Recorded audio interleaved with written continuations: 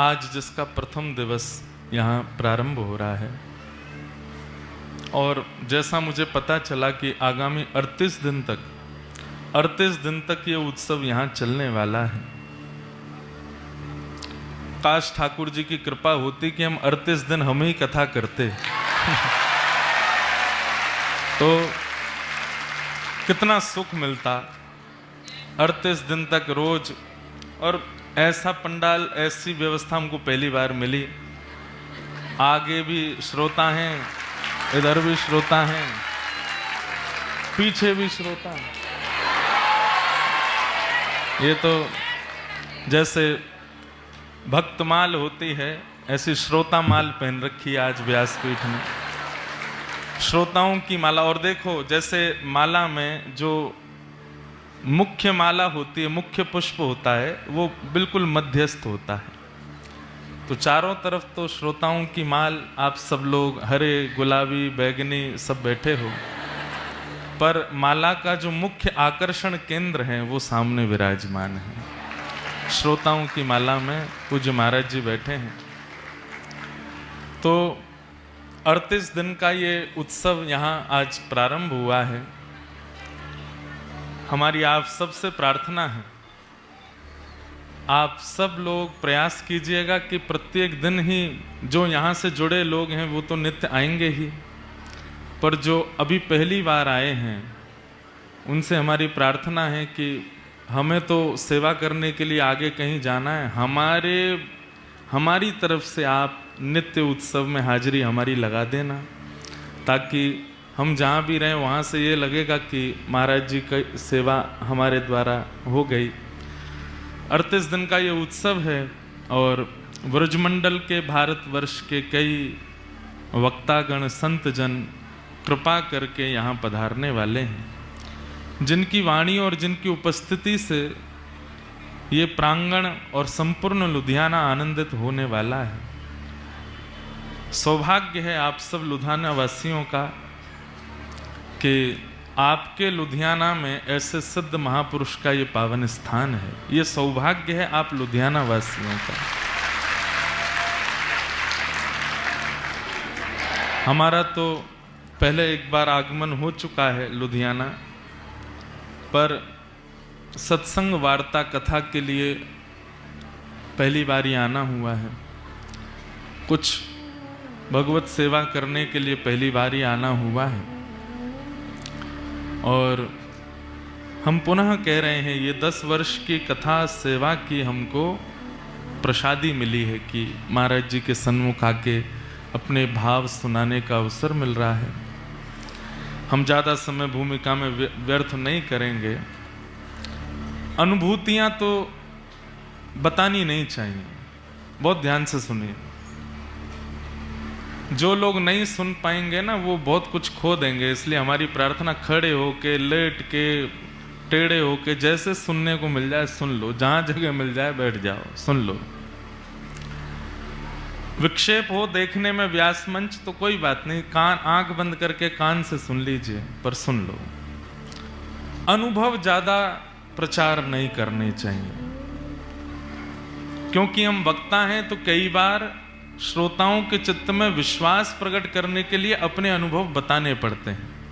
लाल जी के साथ हुए अनुभव, संतों के साथ हुए अनुभव, सिद्ध पीठों में जाकर के किए हुए अनुभव। पर हमारे रसिक संत कहवें कि प्रेम बतावे सो प्रेम घटे। प्रेम का जितना प्रचार, अनुभव का जितना प्रचार हम कर देते हैं, उतना अनुभव घट जाता है, उतना वह प्रेम और वह होने वाला जो भाव है वो घटने लगता है। इसलिए अनुभूतियों को गुप्त रखना चाहिए।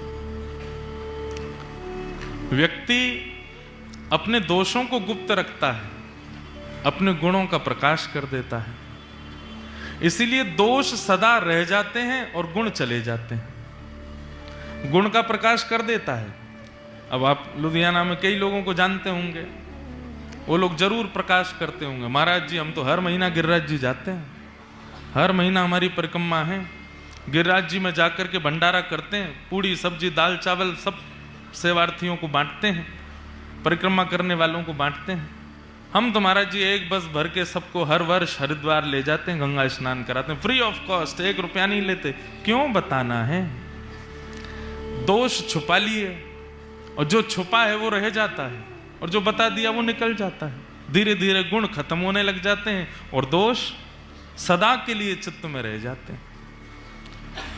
इसलिए क्या करो, ऐसा भी नहीं कि दोष का प्रचार करो पूरे विश्व में कि मैं कामी, मैं क्रोधी, मैं लोभी। सूरदास जी तो कर देते हैं एक पद में, कौन कुटिल खल काम मौसम, कौन कुटिल खल काम, जो तन दियो ताहि बिसरायो, जो तन दियो ताहि बिसरायो, ऐसो नमक हरामी, ऐसो नमक हरामी, मौसम कौन कुटिल खल काम, मौसम कौन कुटिल। देखो सूरदास जी ने अपने दोष का ऐसा प्रकाश किया कि वो सूरदास बन गए।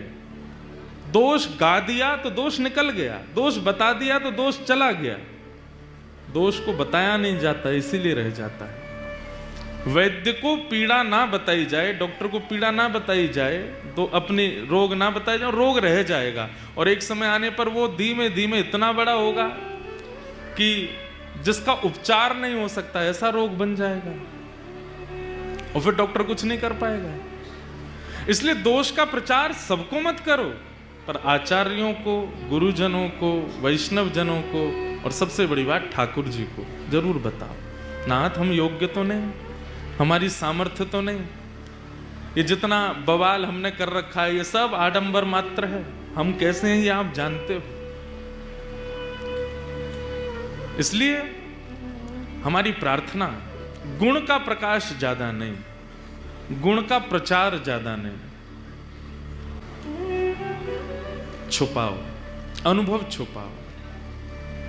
तो यहां जो अनुभव हमको हो रहा है वो हम नहीं बताएंगे, यहां नहीं बताएंगे, कहीं हो तो हो सकता है बता दें, अभी नहीं बताएंगे। पर यह अनुभव अद्भुत है, और यह अनुभव अलौकिक है, विलक्षण है। बस इतने से समझ लो क्या अनुभव हो सकता है। महाराज जी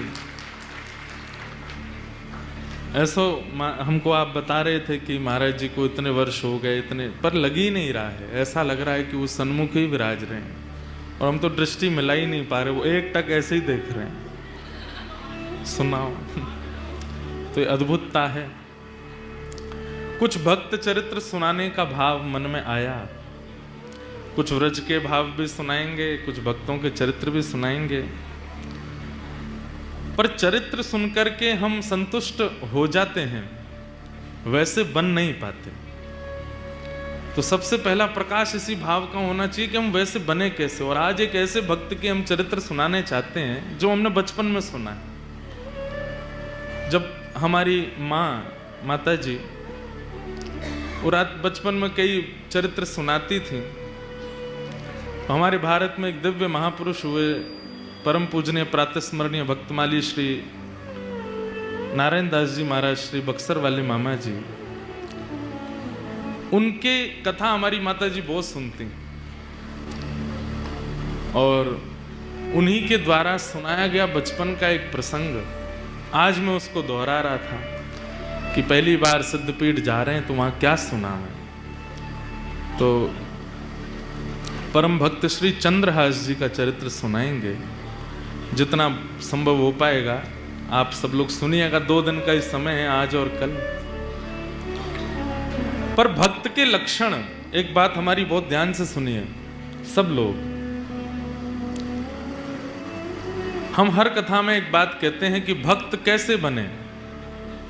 2 प्रकार के भक्त हैं। एक भक्त तो वो जिसको ठाकुर जी प्रिय हैं, एक भक्त तो वो जिसको ठाकुर जी प्रिय हैं, और दूसरा भक्त वो जो ठाकुर जी को प्रिय है। हमारी श्रेष्ठता, हमारी योग्यता, हमारा साफल्य और हमारा सब कुछ क्या है, हमको ठाकुर जी प्रिय रहें है। पर एक दिन ऐसा आवे कि ठाकुर जी को हम प्रिय लगने लगे। हरि प्रिय हम अभी ऐसे बन नहीं पाए। अच्छा, इसका प्रमाण क्या है कि हम ठाकुर जी को प्रिय लग चुके हैं? आप संतन को प्रिय लगने लग जाओ, वैष्णवन को प्रिय लगने लग जाओ, ब्रजवासीन को प्रिय लगने लग जाओ, जिनके मस्तक पर तिलक धारण है, कंठ में कंठी धारण है, जिह्वा पर नाम धारण है, एकादशी व्रत नियम निष्ठा से करते हैं, उनको आप प्रिय लगने लग जाओ तो समझ जाओ आप धीरे धीरे आप हरि प्रिय हो रहे हो। पर हरि प्रियों के लक्षण क्या हैं? उसका श्रीमद् भागवत जी के एकादश स्कंद में बहुत सुंदर वर्णन किया, इसलिए ध्यान से सुन लीजिए। हरि प्रिय बनना है। हरि तो सबके प्रिय हैं, उन्हें जो एक बार देख लेता है वो उनका प्रिय हो ही जाता है। पर उनको कौन प्रिय लगता है, उसके लक्षण क्या हैं? ध्यान से सुनो। और ये समस्त लक्षण श्री चंद्रहास जी में। सर्वभूतेषु यः पश्येत् भगवद भावमात्मना भूतानि भगवत्यात्मन एष भागवतोत्तमः। इसको कहते हैं उत्तम भागवत। उत्तम मध्यम साधारण। हम आप सब लोग साधारण स्थिति में हैं अभी। साधारण से मध्यम बनने का प्रयास करो और मध्यम से उत्तम। साधारण को भगवान प्रिय होते हैं, उत्तम भगवान को प्रिय होता है। आपको राधा रमण जी प्रिय हैं, राधा रमण जी को आप प्रिय हो, ये बात अभी कच्ची है ना, अभी आप प्रिय नहीं हो उनके। राधा वल्लभ जी आपको प्रिय हैं, पर राधा वल्लभ जी को आप प्रिय हो, ये बात अभी आप नहीं कह सकते। तो ये कब कह पाओगे? कहनी तो खैर कहोगे ही नहीं, लेकिन ठाकुर जी तो कहेंगे कि तू मोह प्रिय है। उसके लिए क्या करना पड़ेगा? तो यहां पर कितनी अच्छी, सर्वभूतेषु यह पश्येत। जो सबको देखे तो सब में अपने ठाकुर को देखे। ये भी राधा रमण, वो भी राधा रमण, यहां भी राधा रमण, पीछे भी राधा रमण, ये भी राधा वल्लभ, वो भी बिहारी जी, सब मेरे ही हैं। सबके चित्त में ठाकुर जी हैं। यहाँ जितनी माताएं बैठी हैं, भाई लोग बैठे हैं, इनका रूप देख देख चश्मा पहन के राधा रमण जी आए हैं। कैसी दाढ़ी सी बढ़ाई के राधा रमण जी आए हैं। कई बालक ऐसे बाल खड़े कर लें, वाह राधा रमण लाल क्या हेयर स्टाइल करके आए हैं। मुकुट में तो बहुत देखे, पगड़ी में तो बहुत देखे, ये बढ़िया। ऐसी दृष्टि हो, बोलना नहीं है पर दृष्टि में आ जाए। कहीं श्री हरिराम व्यास जी हमारे व्रज के परम रसिक संत हुए। हरित्रयी हैं वृंदावन में, स्वामी श्री हरदास जी, श्री हितरवंश महाप्रभु और श्री हरिराम व्यास। हरिराम व्यास जी के चरित्र में आता है कि हरिराम व्यास जी सबको कैसे देखते हैं। कोई जैसे कई लोगों की हाइट नहीं बढ़ पाती, छोटे रह जाते हैं, थिकने से ही रहते हैं, तो हरिराम व्यास जी देखते कहते देखो वामन भगवान आ रहे हैं चलते हुए, छोटे से हैं वामन भगवान। कोई बहुत क्रोधी दिख जाता, बात बात पे क्रोध आता है, गुस्सा आता है, सबसे लड़ने बैठ जाता है, कलेश ही करता रहता है। अब संसारी दृष्टि में तो हम लोग उसको दोष देख लेते हैं, अरे राम ये इससे तो दूर ही रहो, इससे लड़ता ही रहता है। पर हरिराम व्यास जी कैसे कोई बहुत लड़ने वाला दिख जाता, ओहो परशुराम जी हैं, चित्त में परशुराम जी विराजमान, नेक में ही क्रोध आ जाए। किसी को बहुत चंचल देख लेते हैं, बहुत उधम मचावे, कभी यहाँ कभी वहां कभी, ओहो ठाकुर जी हैं, ये तो कन्हैया लाल हैं, हमारे नंद जी को लाला आगो है। और कोई बड़ा धीर गंभीर एक आसन में बैठा है, धीमे बोलता है, कम खाता है, रघुनाथ जी हैं, साक्षात राम जी आए। कोई शरीर में बड़ा विशाल, एक तो होता है मोटा, मोटा नहीं कहेंगे, विशाल। कई लोग होते हैं उनकी जिम विम जा जाके ऐसी पूरी बना ली है अपना शरीर, विशाल काय लगता है उनका स्वरूप। कौन है वो? नृसिंह भगवान। देखते ही थर थर डर लग रहा है। अब हरिराम व्यास जी की ऐसी दृष्टि है, इसलिए श्री जुगल किशोर जी प्राप्त हुए। और एक कोई पक्षपात की बात नहीं कह रहा हूं मैं, वृंदावन में सबको अकेले लाला मिले, एकमात्र श्री हरिराम व्यास जी जिनको जुगल किशोर मिले, दोनों मिले। प्रिया जी भी मिली और प्रीतम भी मिले, पन्ना में विराजमान जुगल किशोर जी। क्यों? उनकी दृष्टि ऐसी है, वो किसी में दोष नहीं देखते, सब में हरि दर्शन करते हैं। और यही उत्तम भागवत का लक्षण है। जिसको देखो उसमें हरि दिख जाए, जित देखूं उतित श्याम मयि है, सर्वभूतेषु यह पश्येत भगवत भाव मात्मनः। और फिर दूसरी बात क्या, भूतानि भगवत्यात्मन एष भागवतोत्तमः। जब सबको देखे तो सब में ठाकुर जी, और जब मंदिर में जाके ठाकुर जी को देखे तो सब ठाकुर जी में। यही मेरे मैया हैं, यही मेरे पिता हैं, यही मेरे चाचा हैं, यही मेरे ताऊ जी हैं, यही मेरे दादा हैं, यही मेरे पति हैं, यही मेरे बालक हैं, सब यही, और कोई नहीं। ये दृष्टि जिसकी बन गई है वो उत्तम भागवत है। समय लगेगा, इतनी जल्दी नहीं बन पाएगी दृष्टि, पर प्रयास तो करो। अगल बगल वाले ने देखो, दिख रहे हैं ठाकुर जी वहां में, देखो अगल में बगल वाले, देखो बैठे, कितने सारे ठाकुर जी बैठे हैं, कितने सारे ठाकुर जी बैठे हैं, सबको देखो। ऐसी ही दृष्टि बन गई परम भक्त श्री चंद्रहास जी की। चंद्रहास जी किसके शिष्य हैं? श्री नारद जी महाराज के। जैसे ध्रुव जी का चरित्र आता है, जैसे प्रहलाद जी का चरित्र आता है, वैसे ही श्री चंद्रहास जी का चरित्र है। नारद जी के 3 ही भक्त हुए हैं जिन्हें नारद जी ने दीक्षा प्रदान की है। उसमें एक ध्रुव जी हैं और प्रहलाद जी हैं, चंद्रहास हैं। बहुत ध्यान से एक बात सुनिएगा। एक तो जिनको जानो होए करे ना बीच में, वो बाद में आए करो लास्ट में। अब 9 बजे तक कोई उठे नहीं, कम से कम जहां तक हमारी दृष्टि जा रही है वहां तक, तो भाई हम कहने में सुख मिलेगा हमको। ऐसे तो अनेक भक्त हुए श्री नारद जी के, पर नारद जी से अगर कोई पूछता कि आपके कितने शिष्य हैं, तो वो 3 ही नाम बोलते थे, ध्रुव, प्रहलाद और चंद्रहास। किसी ने कहा नारद जी आप इन्हीं का नाम क्यों बोलते हैं? बोले कि भैया क्योंकि इन तीनों ने इतिहास बदल दिया। कैसे? श्रीमद् भागवत जी में ध्रुव चरित्र सबने सुना है, प्रहलाद चरित्र सबने सुना है, पर ध्रुव और प्रहलाद का चरित्र सुना कौन रहा है? नारद जी, स्वयं नारद जी। शिष्य के मुख से गुरु की प्रशंसा सुनी होगी, पर गुरु के मुख से शिष्य की कथा। सोचिए शिष्य किस स्थिति का होगा कि गुरु उसकी रचना बता रहा, उसकी पूरी लीला सुना रहा है। नारद जी महाराज चंद्रहास जी का चरित्र सुनाते हैं। ध्रुव जी का चरित्र सुनाया, प्रहलाद जी का चरित्र सुनाया, और अब चंद्रहास का चरित्र किसको सुना रहे हैं? अर्जुन को। अर्जुन सुन रहे हैं। बहुत सावधानी से सब लोग श्रवण करो। बहुत प्राचीन कथा है चंद्रहास जी की। महाभारत के युद्ध से पूर्व और युद्ध के बाद पांडवों ने 2 यज्ञ किए। युद्ध से पूर्व किया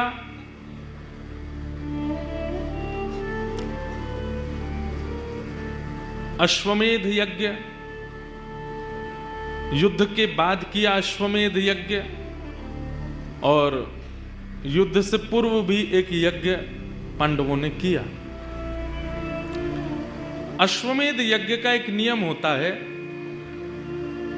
कि यज्ञ करने के पश्चात जो राजा यज्ञ कर रहा है वो अपने घोड़े छोड़ता है।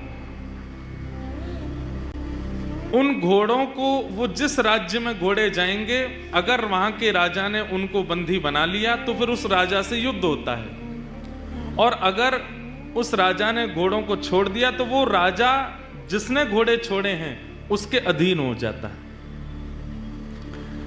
तो युधिष्ठिर जी ने घोड़े छोड़े, और घोड़े छोड़ करके नियम बना दिया, उस पर लिख दिया ये घोड़े सामान्य नहीं हैं। धर्मराज युधिष्ठिर ने महाभारत युद्ध जीतने के बाद अश्वमेध यज्ञ करके इन घोड़ों को छोड़ा है। ये जिस जिस दिशा में, जिस जिस राज्य से होके निकलेंगे वो सारे राज्य युधिष्ठिर के माने जाएंगे। वहां के राजा युधिष्ठिर के नीचे काम करेंगे,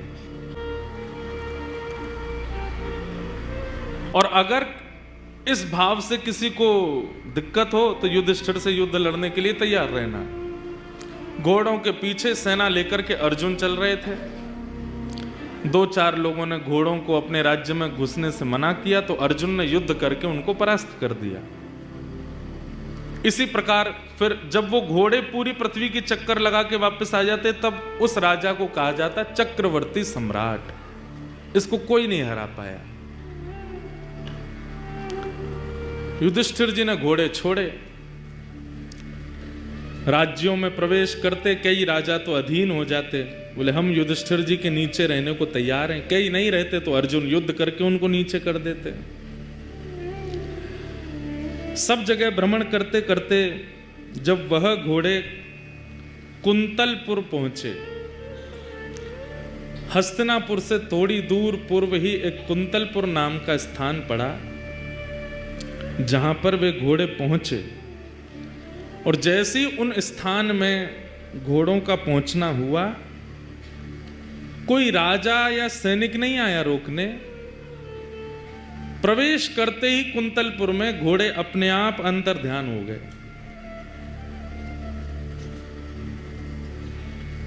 अपने आप अंतर ध्यान हो गए।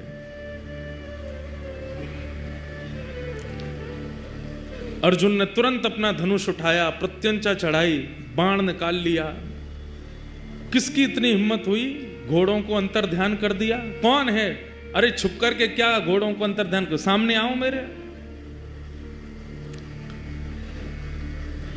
कोई सामने नहीं आया।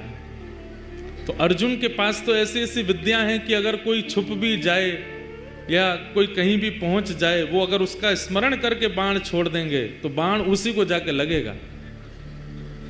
अर्जुन ने तुरंत बाण का संधान किया और स्मरण किया, जिसने मेरे घोड़े को अंतर ध्यान किया, छुपाया है, ये बाण उसी को जाकर के लगे।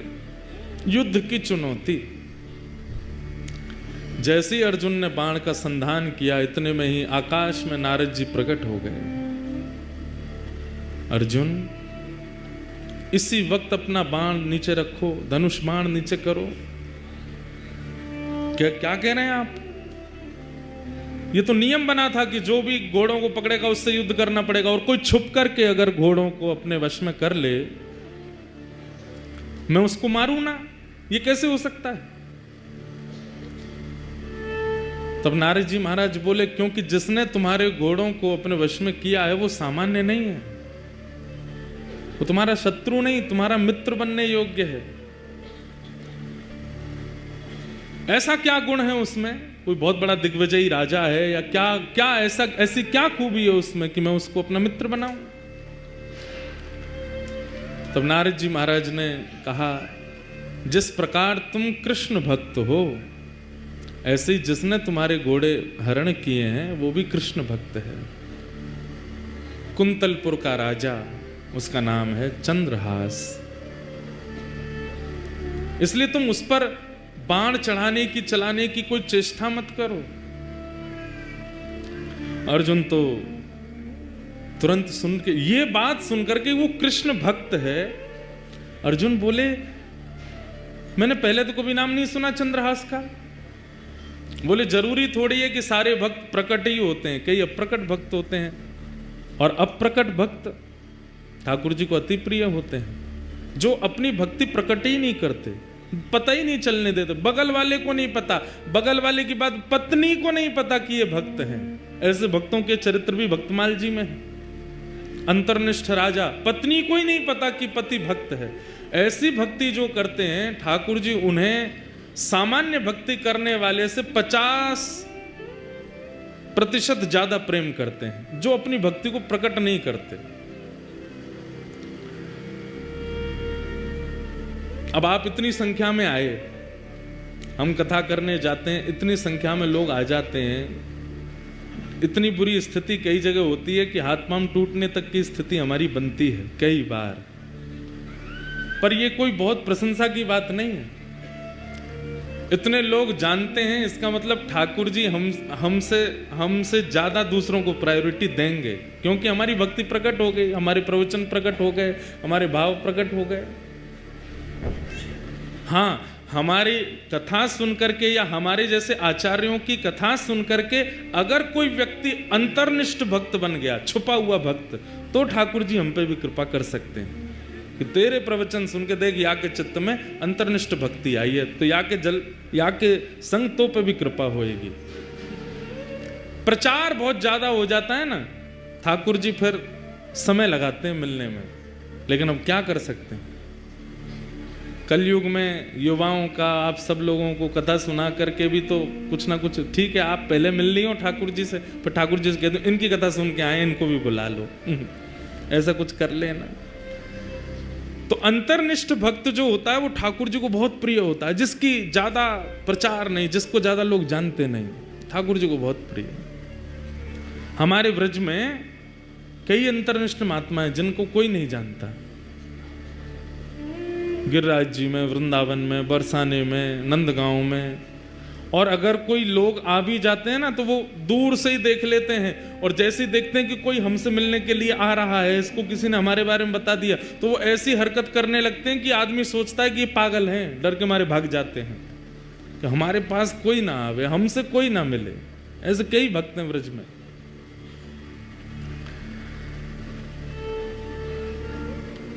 हमने कईयों के दर्शन किए। एक तो वृंदावन परिक्रमा में जो बहुत पुराने लोग होंगे, वृंदावन परिक्रमा करते रहे होंगे, तो उनको शायद पता होगा, अंग्रेज मंदिर पार करने के बाद जब परिक्रमा आगे बढ़ती है और धानुका आश्रम आदि सब पार करने के बाद एक चौराहा पड़ता है, जहाँ से हमारे आजकल परम पूजनीय श्री प्रेमानंद जी महाराज निकलते हैं परिक्रमा मार्ग में, जहाँ से वो आते हैं, उस स्थान पे, उसी जगह पे, उसी चौराहे पे एक बाबा पड़े रहते थे निर्वस्त्र, और वो चलते फिरते परिक्रमा करने वालों को कंकड़ पत्थर मार देते थे। कई लोग नहीं जानते थे तो उनसे लड़ने चले जाते थे, कई लोगों ने उनके साथ में खूब गंदा व्यवहार भी किया, परंतु वो अंतर्निष्ठ महात्मा थे, निर्वस्त्र रहते थे बिल्कुल। दिसंबर जनवरी भयंकर कोहरा में भी निर्वस्त्र पड़े रहते थे, कोई कंबल दे जाए तो पहन लेते थे, कोई रोटी दे जाए तो पा लेते थे।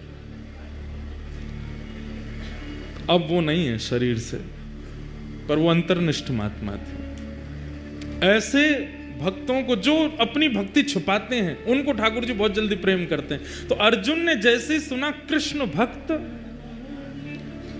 धनुष बाण तो नीचे रख दिए, युद्ध उद्ध सब भूल गया, नारद जी के चरणों में प्रणाम करते हुए कहा, भगवान ये राजा कैसे हैं मुझे ये नहीं सुनना, ये इनका राज्य कितना बड़ा है मुझे ये भी नहीं सुनना, पर ये चंद्रहास कृष्ण भक्त कैसे हैं मुझे इनका चरित्र सुनाओ। और आपको सुनकर के आश्चर्य होगा, नारद जी महाराज बोले तो फिर अस्त्र शस्त्र दूर रखो, अस्त्र शस्त्र दूर रखे। बोले पूरी सेना को कहो ये भी अस्त्र शस्त्र दूर रखें, सब लोग बिल्कुल श्रोता बन करके बैठो। कहाँ रणभूमि में रण करने के लिए जा रहे थे, लेकिन जैसे ही कहा कि मुझे चंद्रहास जी का चरित्र सुनाओ, नारद जी ने कहा अस्त्र शस्त्र दूर करो। सब दूर करके जब सब लोग सामने बैठ गए तो नारद जी ने थोड़ी परीक्षा ली। अश्वमेध यज्ञ चल रहा है हस्तिनापुर में, तुमको विलंब नहीं होगा पहुंचने में। अब तुम यहां भक्त चरित्र सुनने के लिए बैठ रहे हो, चंद्रहास जी का चरित्र सुनने के लिए बैठ रहे हो, विलंब हो जाएगा, तुमको अश्व लेकर के वहां पहुंचने हैं, युधिष्ठिर जी का यज्ञ अधूरा रह जाएगा। वर्षों से चल रहा यज्ञ, इतने संत, इतने ऋषि, इतने महात्मा उसमें उपस्थित हो रहे हैं, सब धरा का धरा रह जाएगा, क्योंकि कथा तो एक बार प्रारंभ होगी, कब पूरी हो इसका कोई निधान नहीं है। अर्जुन की ये बात कथा को प्रकट करा देती है। अर्जुन कहते हैं अगर कोई कृष्ण भक्त का चरित्र सुनने में अगर वर्षों भी लगें तो उस पर सैकड़ों अश्वमेध यज्ञ में वारी वारी करूं, पर एक भक्त का चरित्र तो मुझे सुनना है। एक भक्त के चरित्र पर 100 अश्वमेध यज्ञ वारी जावे, पर आप तो भक्त यश सुनाओ। नारद जी महाराज बोले तो ठीक है, मैं अब तुम्हें चंद्रहास का सुंदर प्रसंग सुनाता हूं। जैसे ही नारद जी ने कहा मैं प्रसंग सुनाता हूं, इतने में एक दिव्य तेज प्रकट हुआ, और तभी क्या देखते हैं, आहा, वंशी विभूषित करानवनीरदाभात् पीताम्बरादरुण बिंब फलाधरोष्ठात् पूर्णेन्दु सुंदर मुखारविंद नेत्रा कृष्णात् परम किमपि तत्त्वमहं न जाने। एक तेज प्रकट हुआ। अर्जुन बोले ये तेज कैसा?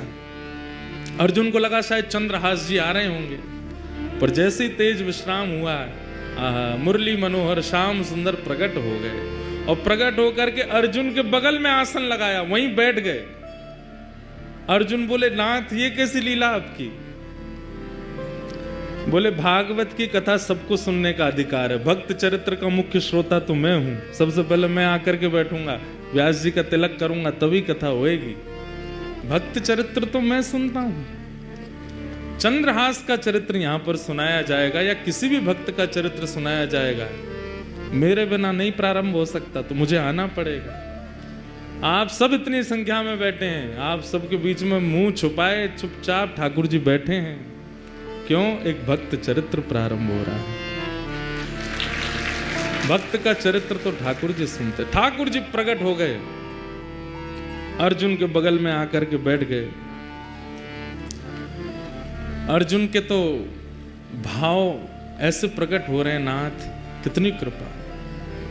नारद जी महाराज भावुक हो गए, भगवान आज्ञा हो तो अब मैं चरित्र सुनाना प्रारंभ करूं। ठाकुर जी बोले निश्चित सुनाओ, अब कोई विघ्न नहीं आएगा, कोई रुकावट नहीं आएगी, तुम तो सुंदर अब चरित्र सुनाओ।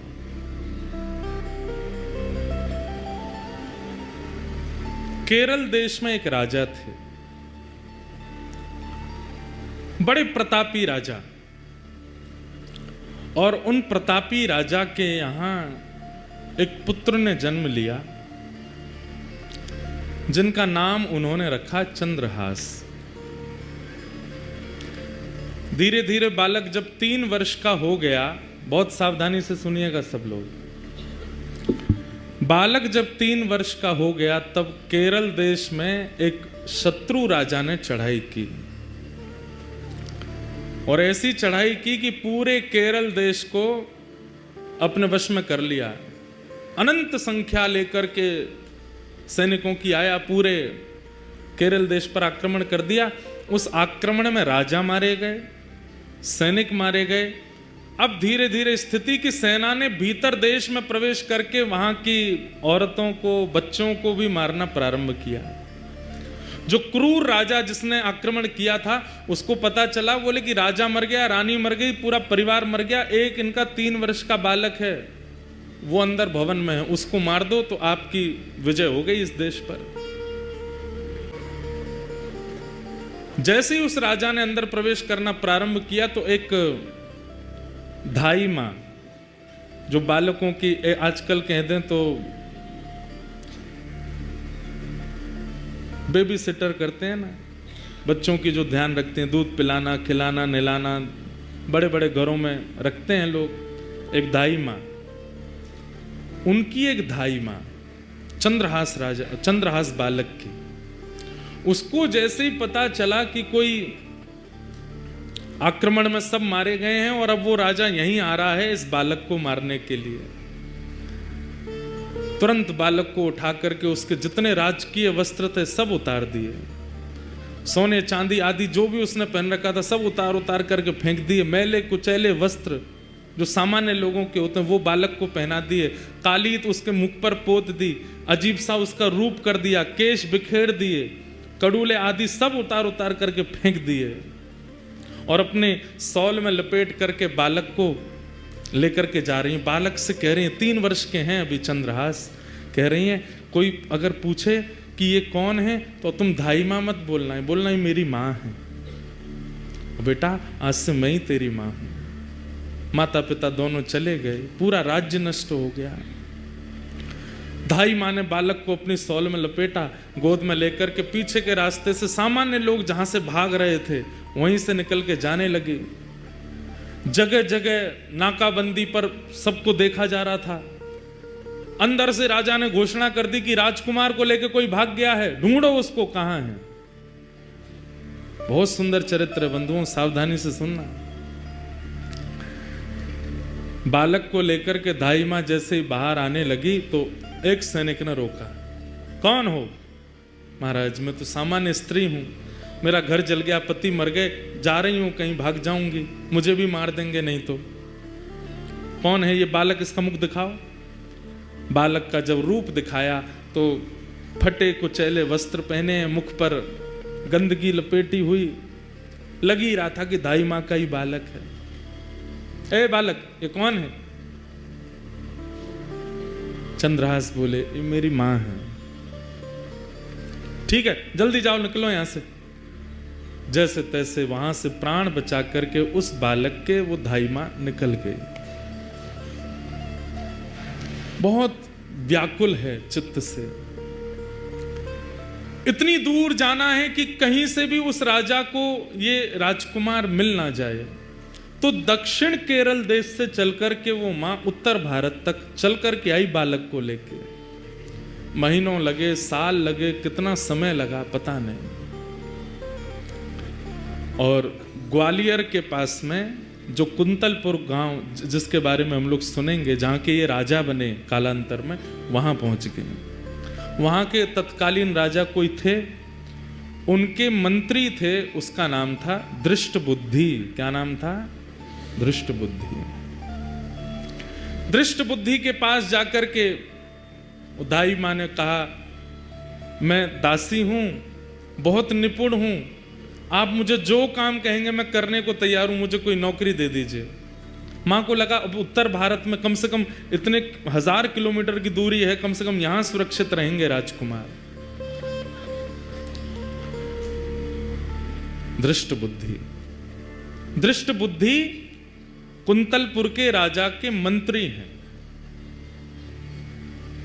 मंत्री ने जैसे ही देखा, अच्छा ठीक है, हमारे यहां तो बहुत सेविकाएं हैं, काम तो लगे रहते हैं, क्या कर सकती हो? बोले जो कहोगे वो करने को। और ये तुम्हारा बालक, ये तो छोटा है, खेल लेगा यहां बाहर बच्चों के साथ में, ठीक है। और वहां उस दाई मां को एक नौकरी मिल गई, राजा के दरबार में कुछ काम आदि करती। और चंद्रहास राजकुमार, अब पूरा नगर दाई मां को जानता है, जितने लोग जानते हैं सब कहते हैं ये बालक कौन है? बोले कि ये दासी पुत्र है। कहां एक राजमाता का पुत्र, कहां एक राजा का राजकुमार, और अब क्या बन गए हैं? दासी पुत्र। 2-2 दिन तक भोजन नहीं मिल पाता है, रात्रि सोने की व्यवस्था नहीं हो पाती है, दाई मां के साथ ही चंद्रहास रहते हैं। बंधुओं, यही जीवन है। कब दिन बिगड़ जाए या बदल जाए कुछ कह नहीं सकते हैं। और एक बात हमेशा याद रखिएगा, दिन होना और रात होना इस बात का प्रतीक है। इस संसार में कोई भी व्यक्ति या इस सभागृह में कोई भी व्यक्ति ये नहीं कह सकता कि मैंने आज तक केवल दिन ही देखा है, रात नहीं देखी, या रात देखा है, दिन नहीं देखे। सब देखा है। इसका मतलब दिन क्या है? यश। दिन क्या है? संपत्ति। दिन क्या है? प्रबलता। दिन क्या है? ऐश्वर्य। और रात्रि क्या है? सब इसका उल्टा। सबको देखना पड़ता है। और एक बात कहें आपको, बहुत फैक्ट बात है, हम सबका जीवन 10-10 वर्षों में विभाजित है। 10 वर्ष अच्छे निकलेंगे, 11वें वर्ष से फिर 10 वर्ष कुछ कठिनाइयां रहेंगी, फिर अगले 10 वर्ष ठीक निकलेंगे, फिर अगले 10 वर्ष कठिनाइयों से निकलेंगे। इसी को कहते हैं कि 10 वर्ष हम लोग सीखते हैं और 10 वर्ष उस सीखे हुए से कमाते हैं। सबके जीवन में ये नियम आता ही है। किसी किसी के प्रारंभ जीवन में ही आ जाता है, किसी के मध्य जीवन में, किसी के अंत जीवन में, पर ये 10 वर्षों का विभाजन चलता ही रहता है।